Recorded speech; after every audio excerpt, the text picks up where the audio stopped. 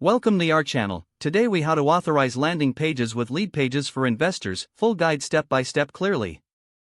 To begin authorizing landing pages with Leadpages for investors, first, log into your Leadpages account. Once logged in, navigate to the dashboard. In the dashboard, locate the Landing Pages section. Click on Create New Landing Page to start the process. Choose a template that suits your investment focus. After selecting a template, customize it by adding your branding elements.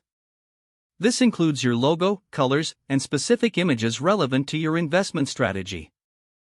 Next, incorporate a clear call to action that resonates with your target investors. Use concise and compelling text throughout the landing page. Make sure to include an email capture form to gather leads. After completing your design, preview the landing page to ensure everything functions correctly. Check all links and forms to confirm they redirect appropriately. Once satisfied, click Publish to make your landing page live. You will then be directed to the Settings page for your newly created landing page. In the Settings tab, you can configure SEO settings to improve search visibility. Set up the tracking options to monitor performance metrics.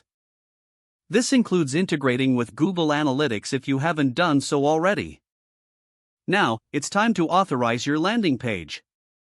Locate the domain settings in the Settings menu. Add a custom domain if you have one, or choose to use a Leadpages domain. Follow the prompts to verify your domain and ensure it is connected. Once authorized, revisit your landing page settings to finalize any additional features. This may include adding Facebook Pixel for retargeting ads. When everything is set, you can share your landing page link with potential investors. Finally, monitor the performance of your landing page regularly to optimize for better results.